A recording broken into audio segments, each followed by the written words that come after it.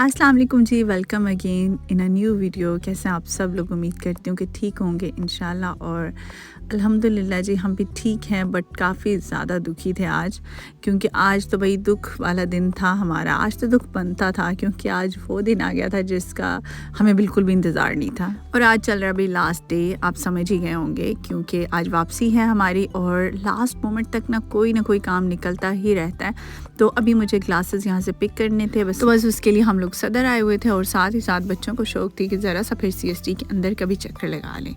और मुझे तो ख़ुद बड़ा शौक़ होता है यार, क्योंकि मेरी तो बचपन की यादें भी हैं ना इससे। और CST तो दिन ब दिन मॉडर्न ही होती जा रही है। मतलब जब भी मैं आके देखती हूँ ना, मुझे पहले से ज़्यादा हैरानगी होती है कि माशाल्लाह से काफ़ी ज़्यादा मॉडर्न और मतलब इम्प्रूवमेंट आई होती है इसमें। और GS के भी कुछ ज़्यादा ही चर्चे हैं आजकल, तो बच्चों को ज़्यादा शौक़ हो रहा था, तो इन्होंने भी ट्राई किया, उनको तो काफ़ी ज़्यादा पसंद आया।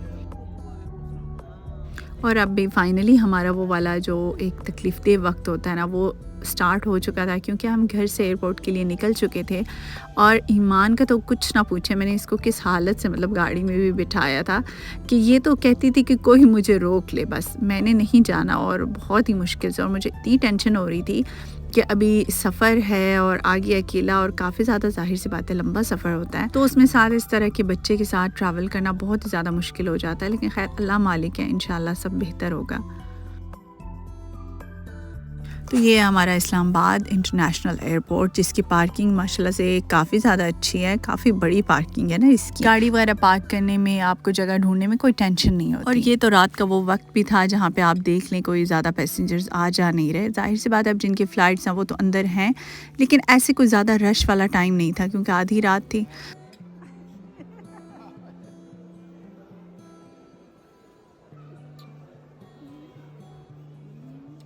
अच्छा बच्चा खुश हो जाए ना, तो उधर बच्चे जाएगा ना, फिर अगले साल आना तो है और 2 मंथ्स करके। जी, तो आपने देखा ईमान के दुख की कोई इंतहा नहीं थी। और खैर ज़ाहिर सी बात है कि वहाँ से आना, वो चाहे बच्चा हो या बड़ा हो, उसके लिए बहुत ही ज़्यादा मुश्किल होता है। सिर्फ ये ईमान ही रो रही थी, ज़ाहिर है सबके दिल ऐसे ही रो रहे थे। और बड़े तो फिर अपने आप को एडजस्ट कर लेते हैं टाइम के साथ, लेकिन बच्चों के लिए काफ़ी ज़्यादा मुश्किल होती है।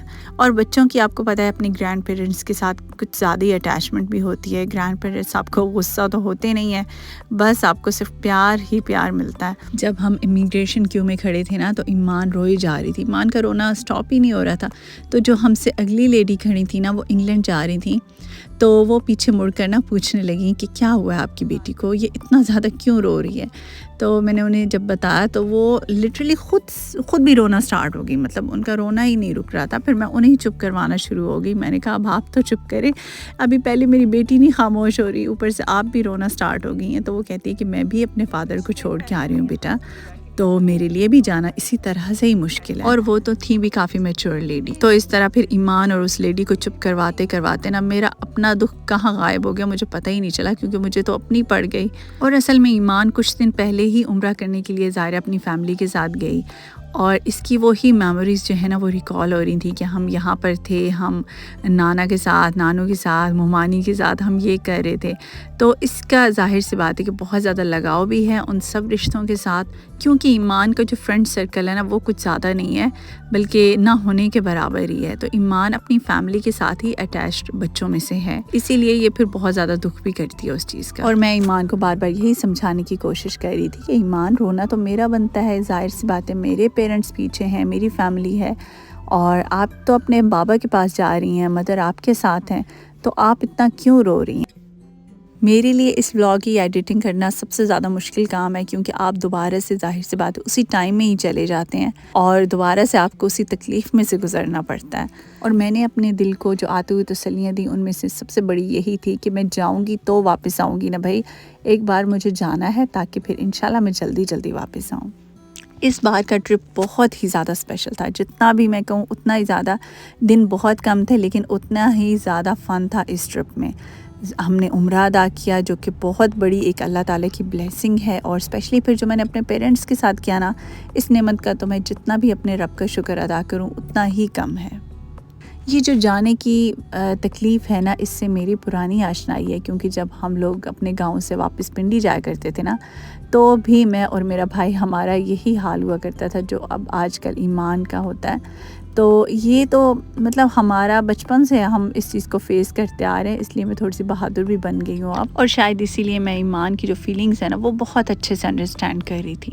اینی ویز اب ہم دوحہ پہنچنے والے تھے اور ایمان ابھی تک نہیں جاگی۔ جیسے ہی پاکستان سے ٹیک آف ہوا تھا نا، اور لینڈنگ کے ٹائم پہ میں نے اسے زبردستی اٹھایا تھا، اور جو ساتھ ہمارے پیسنجر بیٹھے تھے نا وہ بھائی اسپین جا رہے تھے، اور انہیں بھی ایمان کی وجہ سے یقیناً بہت زیادہ ڈسٹربنس ہوئی، اور جب میں نے ان سے سوری کیا تو وہ مجھے بار بار یہی کہتے تھے کہ نہیں آپ پریشان نہیں ہوں، کوئی بات نہیں، یہ بچی ہے، میری بھی اتنی بیٹی ہے۔ تو بہت اچھے انسان تھے۔